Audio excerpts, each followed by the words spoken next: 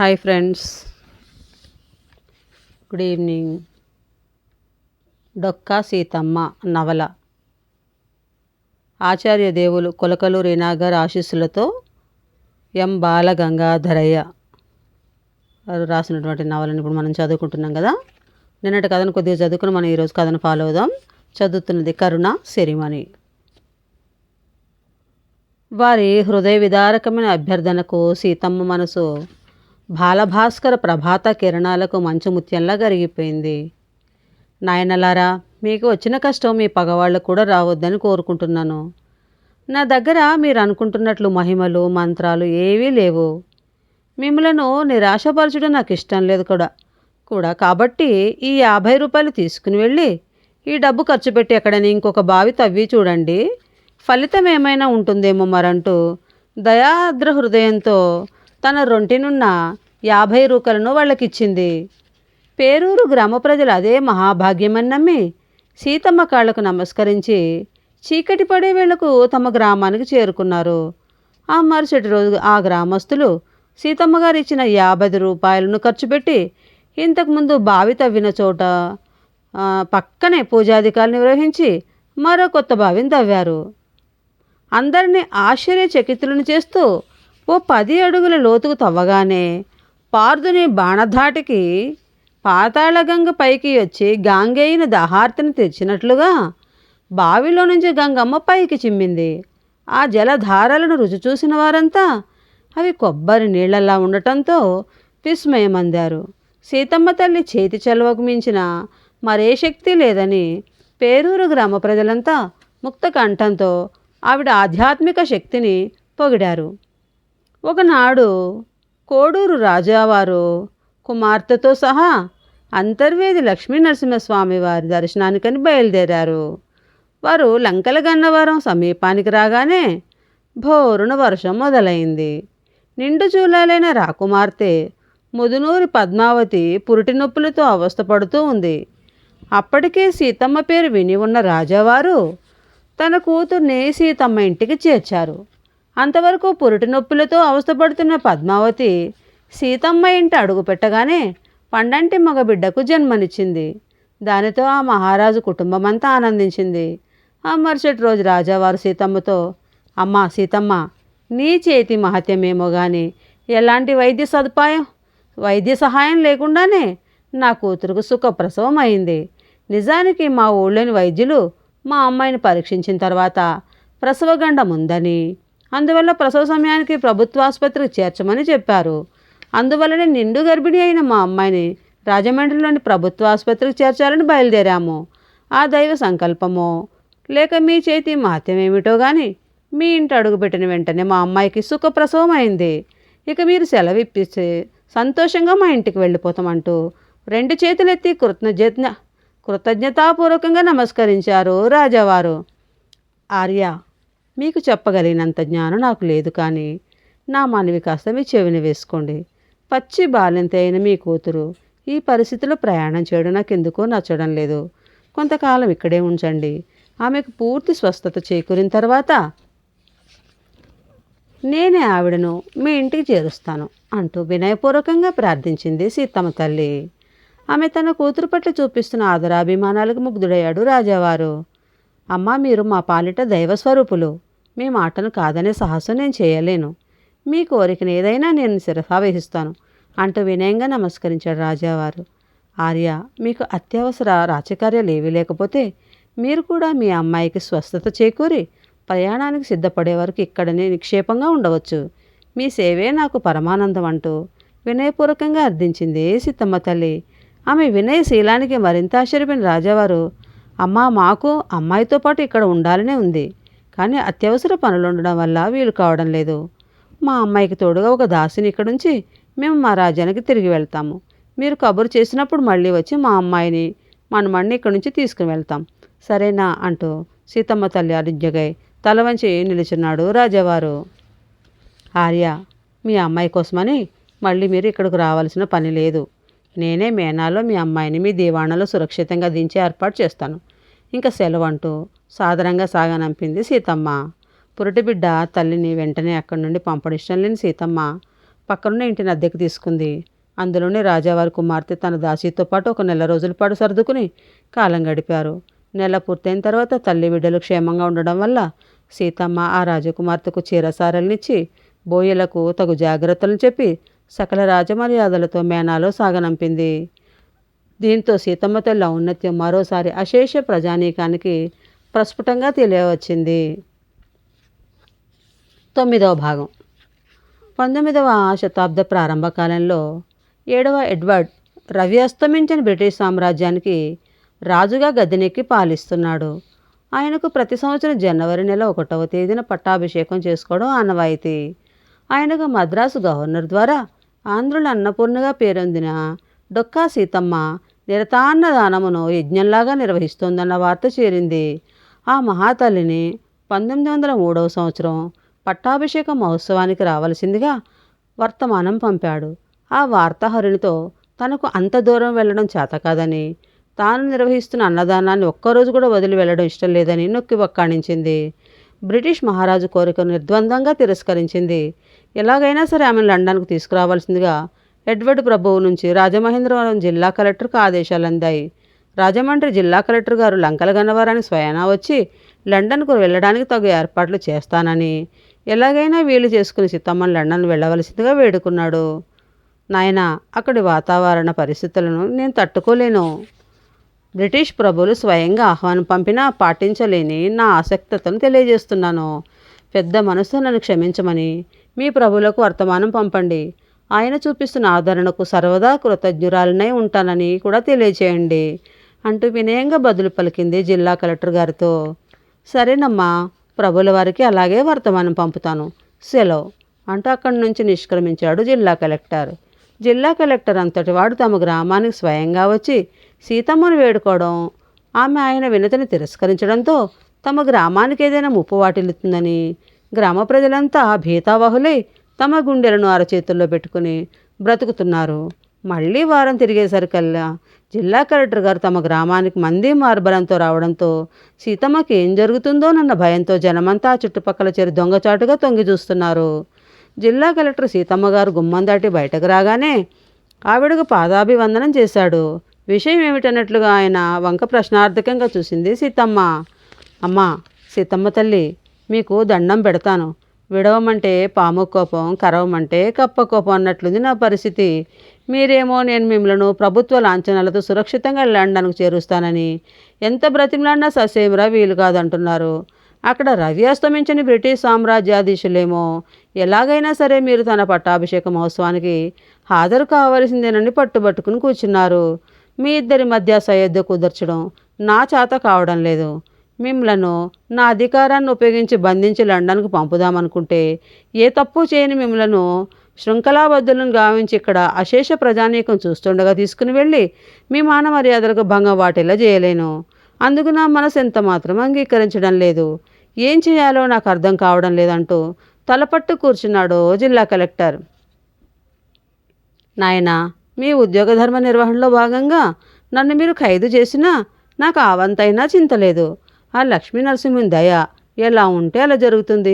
మీ పని కానివ్వండి అంటూ తాను ఖైదు చేయబడ్డానికి సిద్ధమన్నట్లుగా తన 2 చేతులను ముందుకు చాచింది సీతమ్మ.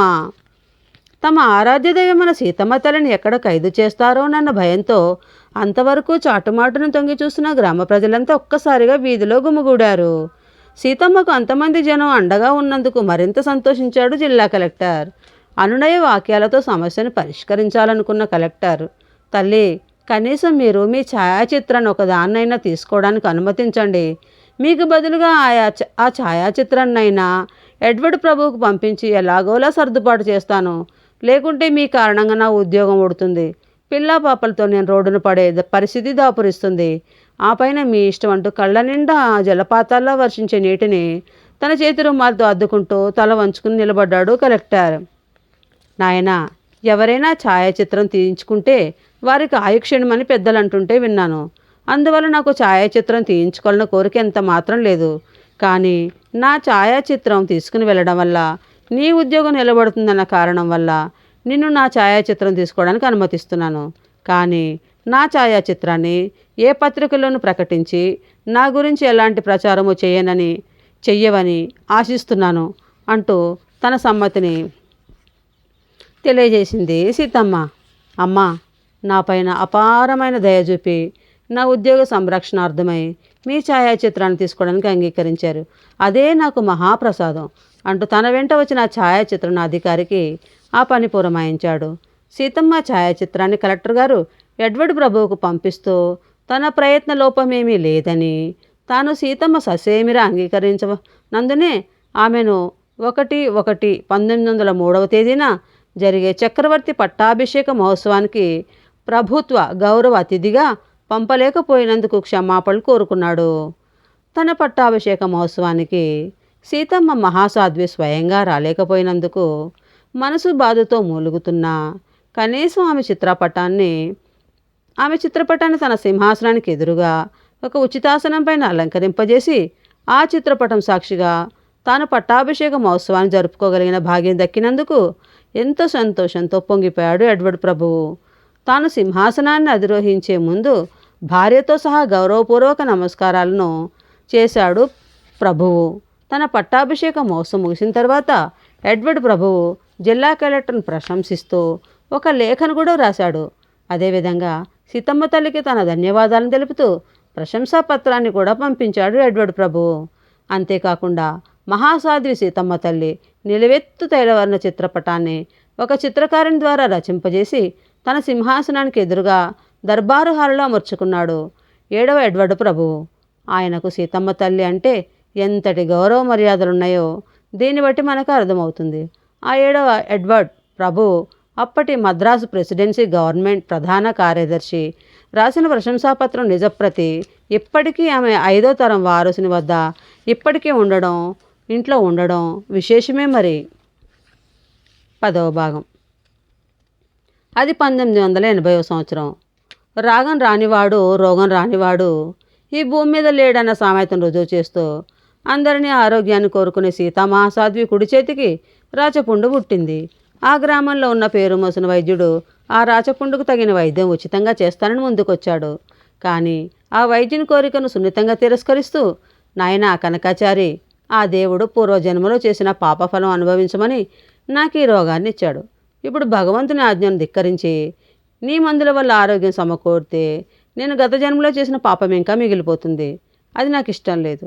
నా పాపకర్మ ముగిసిన వెంటనే ఈ రోగం నన్ను విడిచిపెట్టి దాని దారిన అదే పోతుంది. కాబట్టి నన్ను ఇలాగే వదిలేయి అంటూ తన ఆత్మవిశ్వాసాన్ని వ్యక్తపరిచింది సీతమ్మ. ఆమె వేదాంత ధోరణికి అక్కడున్న వారంతా ముక్కును వేలేసుకున్నారు.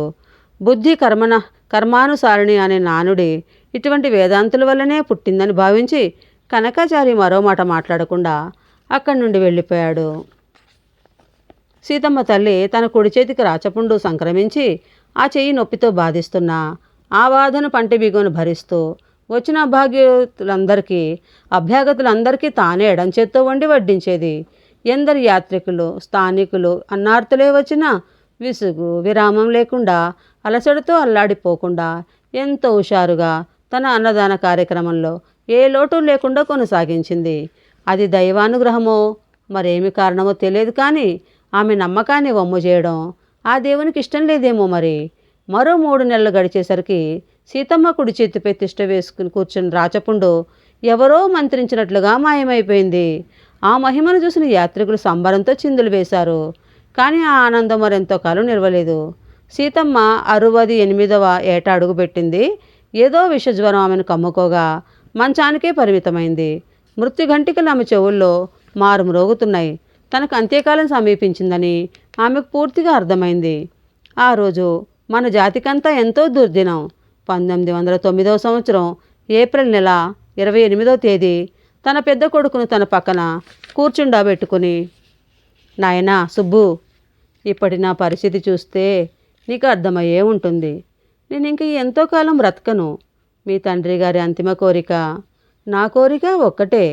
అదేమిటంటే ఎట్టి పరిస్థితుల్లోనూ ఈ నిత్యాన్నదాన కార్యక్రమాన్ని మన వంశం ఉన్నంత వరకు ఎన్ని కష్ట నష్టాలు వచ్చినా కొనసాగించి తీరవలసిందే. నా తదనంతరం కూడా నువ్వు ఈ అన్నదాన కార్యక్రమాన్ని నీ భుజాలపైన వేసుకుని నిరాపేక్షణీయంగా నిర్విఘ్నంగా కొనసాగిస్తానని మాటివ్వు. అదే నువ్వు నాకు ఇచ్చే చివరి కానుక అంటూ తన పెద్ద కొడుకు చేతిని పట్టుకుని ప్రమాణం చేయమని కడుదీనంగా చూస్తూ అడిగింది. ఆమె అభ్యర్థన కాదనే సాహసం ఆ కుటుంబంలో ఎవరూ చేయలేకపోయారు.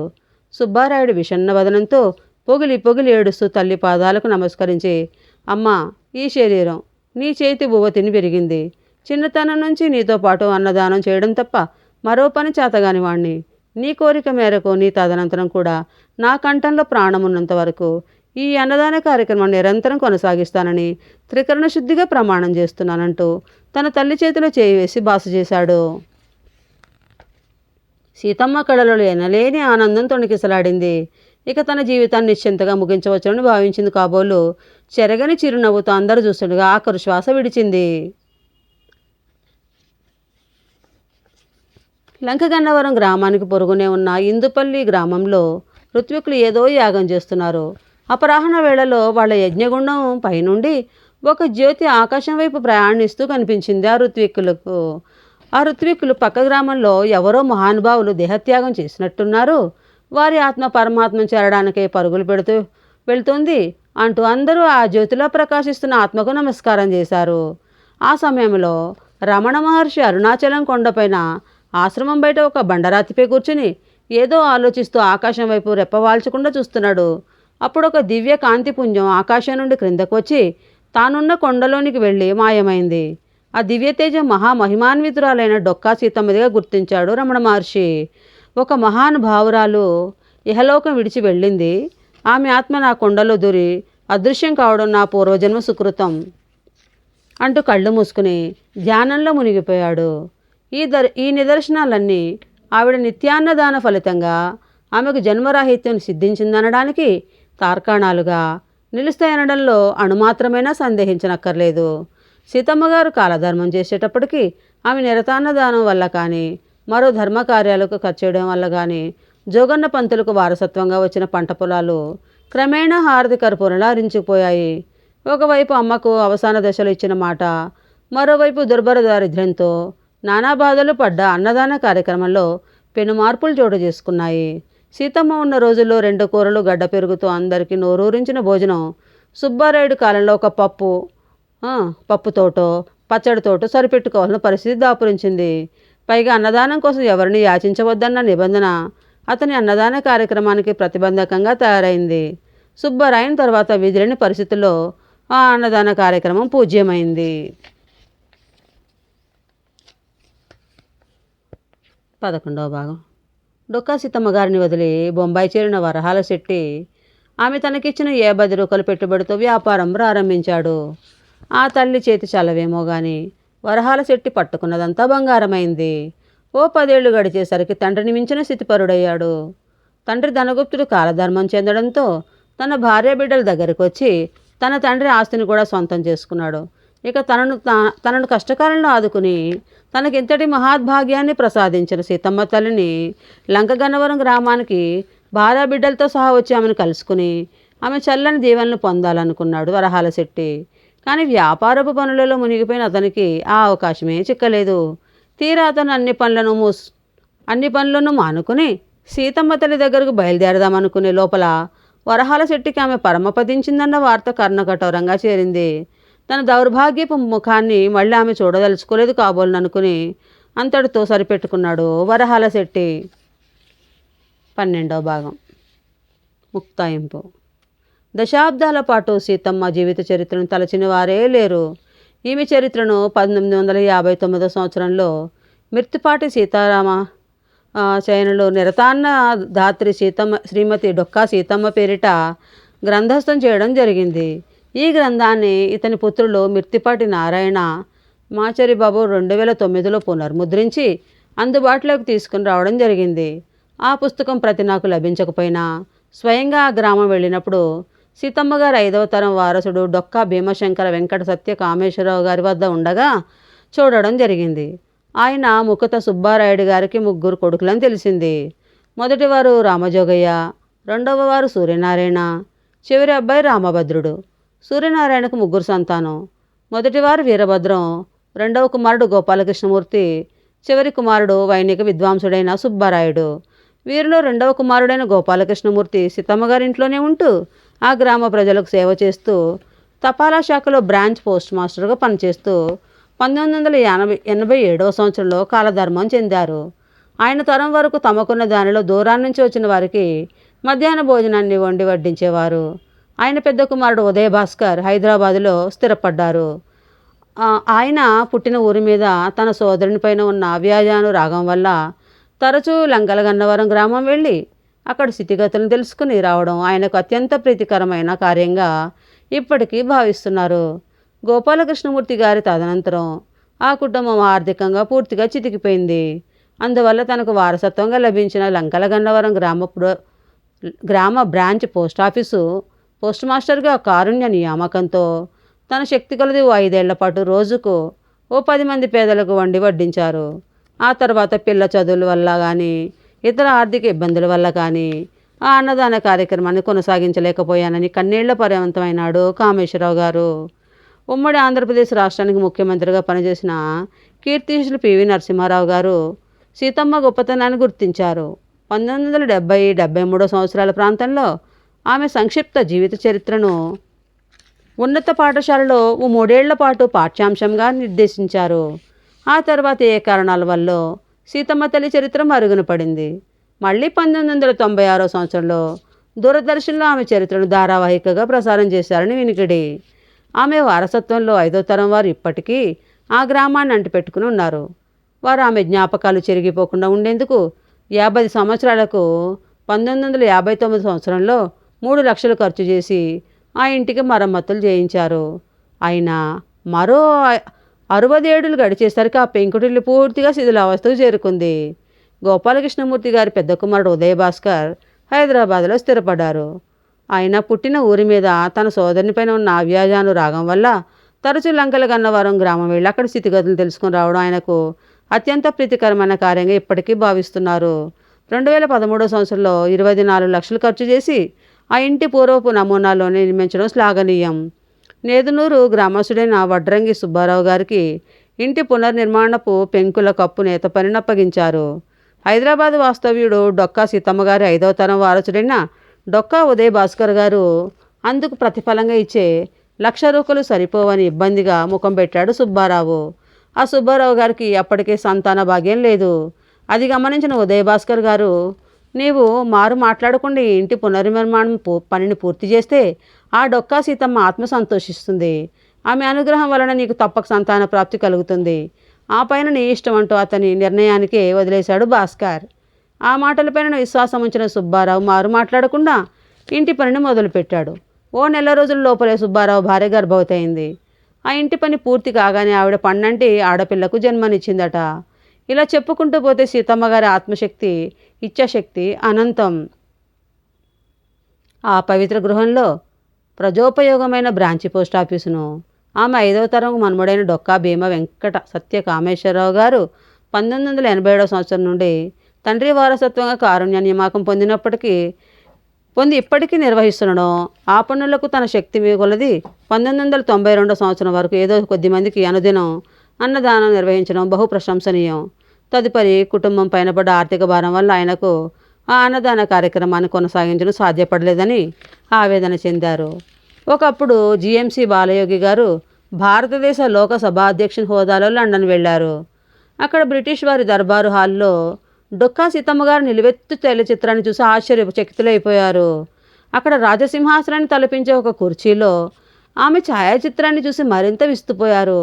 ఎక్కడో గోదావరి జిల్లాలోని మారుమూల పల్లెలో 100 ఏళ్ల క్రితం తనువు చాలించిన ఒక సామాన్య గృహిణి చిత్రపటం రవి అస్తమించిన బ్రిటిష్ సామ్రాజ్యపు రాజదర్బార్లో రాచమర్యాదలతో కనిపించడం ఎంతో వింతగా అనిపించింది బాలయోగి గారికి. అక్కడున్న వారి వల్ల అదంతా ఆ కాలంలో 7వ ఎడ్వర్డ్ ప్రభువు సీతమ్మ గొప్పతనాన్ని తెలుసుకుని సముచిత స్థానాన్ని కల్పించాడని తెలుసుకున్నాడు. ఇంతవరకు తాను తూర్పుగోదావరి జిల్లాలో పుట్టి పెరిగినా ఆ మహాతల్లి గురించి పెద్దగా తెలియకపోవడం ఎంతో దురదృష్టకరమని బాధపడ్డాడు. సీతమ్మ తల్లి పేరు ఆంధ్రదేశంలో శాశ్వతంగా ఉండేలా ఏదైనా తన వంతు కృషి చేయాలని ఆరాటపడ్డాడు. తన శక్తి సామర్థ్యాలను ఉపయోగించి గోదావరి నదీ పాయలపైన ఒక వంతెనను నిర్మింపజేశాడు. ఆ వంతెనకు సీతమ్మ వారధి అని నామకరణం చేశాడు. సరిగ్గా సీతమ్మ తల్లి ఛాయాచిత్రాన్ని లండన్ దర్బార్లో లండన్ దర్బార్ హాల్లో నెలకొల్పిన 100 సంవత్సరాలకు 2002వ సంవత్సరంలో ఆ వంతెనను ప్రారంభించి జాతికి అంకితం చేయడం జరిగింది. ఆ వంతెన వల్ల ఇప్పుడు దాదాపు 45,000 ఎకరాలకు సాగునీరు అందుతోంది. అంతేకాకుండా ఆ వంతెన వల్ల ఇప్పుడు కాకినాడ నుంచి ప్రజలంతా సునాయాసంగా లంకల గన్నవరం చేరుకోగలుగుతున్నారు. ఎంతోమంది యాత్రికులు ఆమె నివాస గృహాన్ని దర్శించుకుని తమ జన్మ ధన్యమైందని సంబరపడుతున్నారు.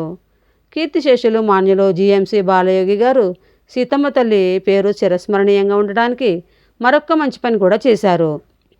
అదేమిటంటే ఆయన పూనుకుని కాకినాడలో వివేకానంద గ్రంథాలయ ప్రాంగణంలో డొక్కా సీతమ్మ గారి విగ్రహాన్ని ప్రతిష్ఠింపజేశారు. 2024 సంవత్సరంలో ఆంధ్రప్రదేశ్ రాష్ట్రంలో కూటమి ప్రభుత్వం కొలువు తీరిన తరువాత ఆ ప్రభుత్వంలో ఉప ముఖ్యమంత్రి జనసేన పార్టీ అధ్యక్షులైన మాన్యులు శ్రీ కె పవన్ కళ్యాణ్ గారు తూర్పుగోదావరి జిల్లాలో పుట్టి పెరిగిన కారణం వలనైతేనేమి, మరే ఇతర కారణాల వలనైతేనేమి డొక్కా సీతమ్మ అన్నదాన కార్యక్రమానికి పునర్వైభవాన్ని సమకూర్చే సంకల్పంతో తొట్టతొలుత ప్రకాశం జిల్లా నుంచి సంచార అన్నదాన శిబిరాలను ఏర్పాటు చేయడంతో అన్నార్తుడిన బీద బిక్కి ప్రజానీకానికి ఎంతో మేలు జరుగుతుందనడంలో ఏమాత్రం అతిశయోక్తి లేదు. అలనాటి ఆంధ్ర అన్నపూర్ణ ఖ్యాతికి పునశ్చరించుకోవడమే ఆమె ఆత్మకు నిజమైన నివాళి. ఇప్పటికైనా లభించడం గర్హించదగ్గ విషయం. కూటమి ప్రభుత్వం ప్రకటించిన మరో సంచలన నిర్ణయం కూడా ప్రజాబాహుళ్యానికి చెప్పవలసిన ఆవశ్యకత ఎంతైనా ఉంది. ప్రభుత్వ పాఠశాల విద్యార్థులకు అందించే ఉచిత మధ్యాహ్న భోజన పథకానికి డొక్కా సీతమ్మ అన్నదానం అని నామకరణం చేయడం మరెంతో సముచితంగా ఉంది. అలాగే ఆంధ్రప్రదేశ్ రాష్ట్ర ప్రభుత్వం సీతమ్మ జీవిత చరిత్రను మరోసారి పాఠశాలల్లో చరిత్ర పాఠ్యాంశంగా నిర్దేశిస్తుందని, ఆ మహనీయురాలి భావితరం తెలుగువారి నాలుకలపైన నడయాడేటట్లు చేయడానికి నడుం బిగిస్తారని ఆశిద్దాం. ఓం శాంతి శాంతి శాంతి. ఇదండి డొక్కా సీతమ్మ ఆంధ్రుల అన్నపూర్ణ గారి గురించి మనం నవలా రూపంలో ఆమె జీవిత చరిత్రను చదువుకున్నాం కదా. నచ్చిందా ఫ్రెండ్స్? మరి మీకు నచ్చితే లైక్ చేయండి, షేర్ చేయండి, నా ఛానల్ సబ్స్క్రైబ్ చేసుకోండి ఫ్రెండ్స్. బాయ్. కరుణ సిరిమణి.